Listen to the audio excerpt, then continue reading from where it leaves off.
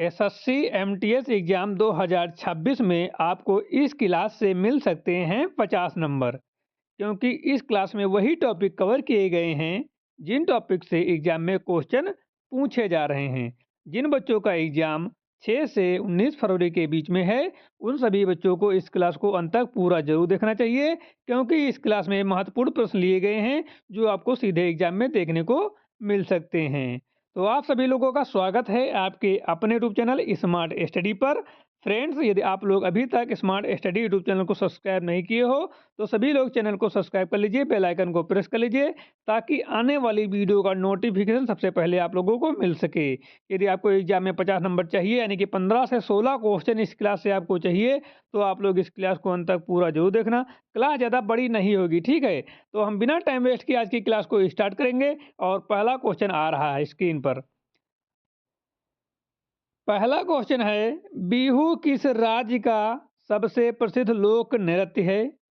बच्चों, इसका सही जवाब हो जाता है असम। बच्चों, डांस से एक क्वेश्चन एग्जाम में आ रहा है तो एक नंबर यहाँ से आप लोग फिक्स कर लेना।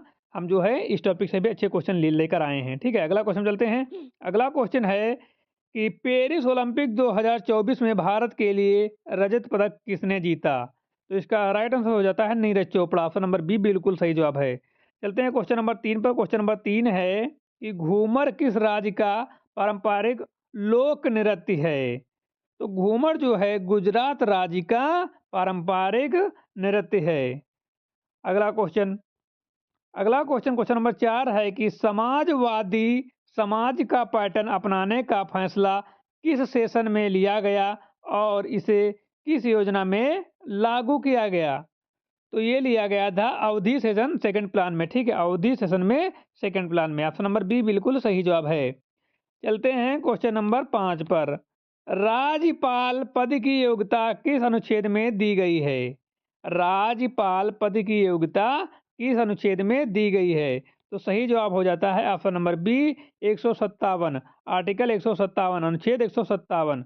अगला क्वेश्चन क्वेश्चन नंबर 6 है कि पूरा रणनीतिक किस योजना का हिस्सा है? पूरा रणनीति किस योजना का हिस्सा है? तो ये जो है 10वीं प्लान योजना का है, 10वीं योजना का है, ठीक है? क्वेश्चन नंबर चलते हैं 7 पर। क्वेश्चन नंबर 7 है, लवणी और तमाशा किस राज्य की प्रसिद्ध नृत्य शैली हैं?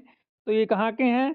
तो लवणी और तमाशा जो है महाराष्ट्र की प्रसिद्ध नृत्य शैली है। ऑप्शन नंबर बी बिल्कुल सही जवाब हो जाता है महाराष्ट्र। क्वेश्चन नंबर 8 पे चलते हैं। क्वेश्चन नंबर 8 है, राउफ लोक नृत्य किस केंद्र शासित प्रदेश से संबंधित है?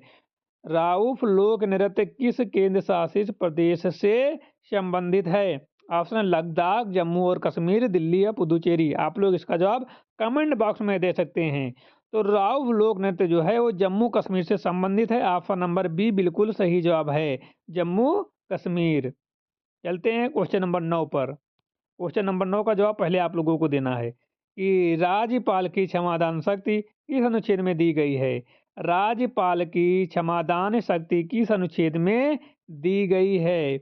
अनुच्छेद 160, अनुच्छेद 161, अनुच्छेद 162 या अनुच्छेद 163 है?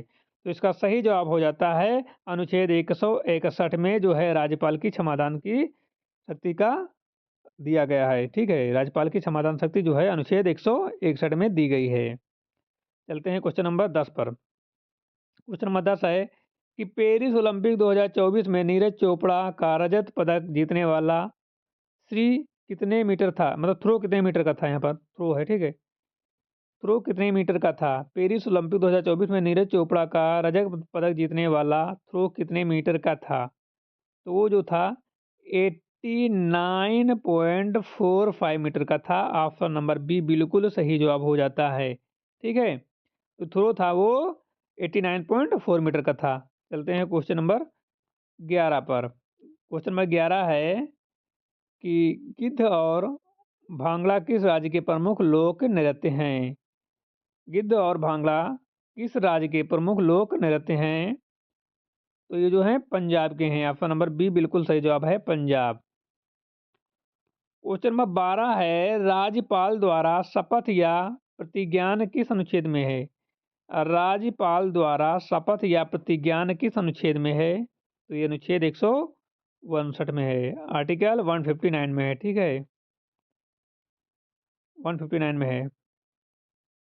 अगला क्वेश्चन, इस राज्य योजना ने 5.6% के ग्रोथ टारगेट को पार करके बिना किसी बड़े बाहरी संकट के 6.8% हासिल किया। इस योजना ने 5.6% के ग्रोथ टारगेट को पार करके बिना किसी बाहरी संकट के, यानी कि ग्रोथ टारगेट जो है 6.8% पार किया। तो ये जो है 8वीं योजना के तहत, ठीक है, किस योजना के तहत? ये 8वीं योजना के तहत, option number B. Question number 15 है कि गरबा और डांडिया किस राज्य से संबंधित है? ये क्वेश्चन सभी को आ रहा होगा, ठीक है, तो ये गुजरात से संबंधित है, सभी करके आएंगे, सभी को आ रहा होगा, ठीक है। हमने वही टॉपिक इस क्लास में कवर किए हैं जो आपको आपके एग्जाम में पूछे जा रहे हैं, ठीक है, इंपॉर्टेंट क्वेश्चन है और इंपॉर्टेंट टॉपिक भी है, ठीक है। एग्जाम वाले क्वेश्चन नहीं कराए जा सकते क्योंकि एग्जाम में जो है एनालिसिस बैन है, टॉपिक से क्वेश्चन आप करा सकते हो। तो जिस टॉपिक से क्वेश्चन आ रहे हैं उसी टॉपिक से हम क्वेश्चन करा रहे हैं, और एग्जाम में क्वेश्चन रिपीट भी नहीं होते हैं तो एनालिसिस देखने में कोई फायदा भी नहीं होता, ठीक है। अगला क्वेश्चन, क्वेश्चन नंबर 17 है कि प्रथम पंचवर्षीय योजना का मुख्य उद्देश्य क्या था? प्रथम पंचवर्षीय योजना का मुख्य उद्देश्य क्या था? तो प्रथम पंचवर्षीय योजना का मुख्य उद्देश्य जो था वो कृषि का विकास करना था। ऑप्शन नंबर बी बिल्कुल सही जवाब है, कृषि का विकास करना। क्वेश्चन नंबर 18, द्वितीय पंचवर्षीय योजना 1956-67 किस मॉडल पर आधारित थी? तो ये जो मॉडल कौन सा था, द्वितीय पंचवर्षीय योजना जो थी वो पीसी महालनोबिस मॉडल पर आधारित थी, पीसी महालनोबिस मॉडल पर आधारित थी। क्वेश्चन नंबर 19 है कि राज्यों के लिए राज्यपाल का प्रावधान किस अनुच्छेद में है? राज्यों के लिए राज्यपाल का प्रावधान किस अनुच्छेद में है? तो ये अनुच्छेद 153 में, किसमें? अनुच्छेद 153 में है, ऑप्शन नंबर बी बिल्कुल सही जवाब है। क्वेश्चन नंबर 20, पेरिस ओलंपिक 2019 में मनु भाकर ने कुल कितने पदक जीते? तो पेरिस ओलंपिक में मनु भाकर ने कुल 2 पदक जीते, दोनों कांस्य थे, दोनों ब्रॉन्ज थे, ऑप्शन नंबर बी बिल्कुल सही जवाब है, सी बिल्कुल सही जवाब है। क्वेश्चन नंबर 21 है, भारत के सबसे कम उम्र के ओलंपिक पदक विजेता कौन बने? भारत के सबसे कम उम्र के ओलंपिक पदक विजेता कौन बने? तो इसका राइट आंसर हो जाता है अमन सरावत, ठीक है, अमन सहरावत, ऑप्शन नंबर सी बिल्कुल सही जवाब हो जाता है। अमन सरावत जो हैं वो सबसे कम उम्र में पैरा ओलंपिक पदक विजेता बने। अगले क्वेश्चन चलते हैं। अगला क्वेश्चन, क्वेश्चन नंबर 22 है कि भारतीय पुरुष हॉकी टीम ने कांस्य पदक जीतने के लिए किस देश को हराया? भारतीय पुरुष हॉकी टीम ने कांस्य पदक जीतने के लिए किस देश को हराया? तो भारतीय पुरुष हॉकी टीम ने कांस्य पदक जीतने के लिए जो है स्पेन को हराया था, स्पेन को हराया था, ठीक है, स्पेन को हराया था। क्वेश्चन नंबर 23, पेरिस ओलंपिक 2024 में विनेश फोगाट को किस वर्ग के फाइनल में पहले आयोग घोषित किया गया था?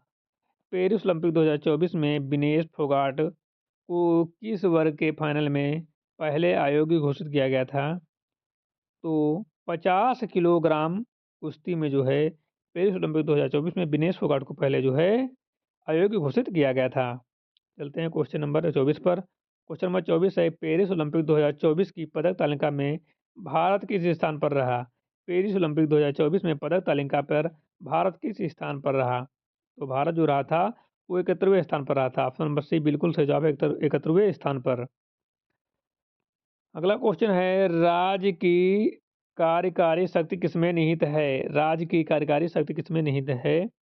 मुख्यमंत्री, मंत्रिपरिषद, राज्यपाल या राष्ट्रपति? तो राज्य की कार्यकारी समिति जो शक्ति समिति जो है वो राज्यपाल में निहित है। कहाँ है निहित में? राज्य की कार्यकारी शक्ति जो है वो गवर्नर में यानी कि राज्यपाल में निहित है। क्वेश्चन नंबर 25, राज्य की नियुक्ति कौन करता है? राज्यपाल की नियुक्ति कौन करता है, सॉरी, राज्यपाल की नियुक्ति कौन करता है? वो appointed the governor of state. तो राज्यपाल की नियुक्ति जो करता है वो राष्ट्रपति करते हैं, प्रेसिडेंट करते हैं, ठीक है, ऑप्शन नंबर सी बिल्कुल सही जवाब है, राष्ट्रपति करते हैं। चलते हैं बिना टाइम वेस्ट के क्वेश्चन नंबर 26 पर कि राज्यपाल किस विधेयक को राष्ट्रपति के विचार के लिए सुरक्षित किस अनुच्छेद के तक रख सकते हैं? राज्यपाल किसी विधेयक को राष्ट्रपति के विचार के लिए सूचित किस अनुच्छेद के तहत रख सकते हैं? क्वेश्चन है। तो इसका जो राइट आंसर हो जाता है वो अनुच्छेद 200 आर्टिकल 200 के तहत, ठीक है। आर्टिकल 200 के तहत जो है वो राज्यपाल जो है किसी विधेयक को राष्ट्रपति के विचार तक सूचित रख सकते हैं, अनुच्छेद 200 के तहत, ठीक है। तो बच्चों आज की क्लास में इतने ही क्वेश्चन हैं और सारे क्वेश्चन इंपॉर्टेंट हैं। आप लोग इन सारे क्वेश्चन को उतार कर लीजिए, आपको एग्जाम में अच्छे खासे क्वेश्चन देखने को मिल जाएंगे इस क्लास से, ठीक है। इन्हीं टॉपिक से एग्जाम में क्वेश्चन पूछे जा रहे हैं। आगे हम और वन शॉट क्लास बनाएंगे, ठीक है। 10 मिनट्स को बना देंगे और उसमें जो जो टॉपिक और बचे हुए हैं पूछे जा रहे हैं वो भी कवर कर देंगे, ताकि आप लोग एग्जाम में अच्छा परफॉर्मेंस कर सको, ठीक है। तो क्लास को एंड करूँ उससे पहले यदि आप लोग अभी तक स्मार्ट स्टडी यूट्यूब चैनल पर नए हैं और चैनल को सब्सक्राइब नहीं किए हो तो चैनल को सब्सक्राइब कर लीजिए, बेल आइकन को प्रेस कर लीजिए, ताकि आने वाली वीडियो का नोटिफिकेशन सबसे पहले आपको मिल सके, ठीक है। तो नोटिफिकेशन मिलने के लिए आपको चैनल को सब्सक्राइब करना बहुत ज़रूरी है और बेल आइकन को भी प्रेस करना ज़रूरी है। जो लोग स्मार्ट स्टडी के ऑफिशियल टेलीग्राम चैनल को ज्वाइन नहीं किए हैं वो सभी लोग टेलीग्राम चैनल को ज्वाइन कर लें। टेलीग्राम चैनल की लिंक जो है आपको डिस्क्रिप्शन बॉक्स में मिल जाएगी, वहाँ पर क्लिक करके आप लोग जरूर जुड़ें, ठीक है। तो मिलते हैं एक नई क्लास के साथ, तब तक के लिए जय हिंद।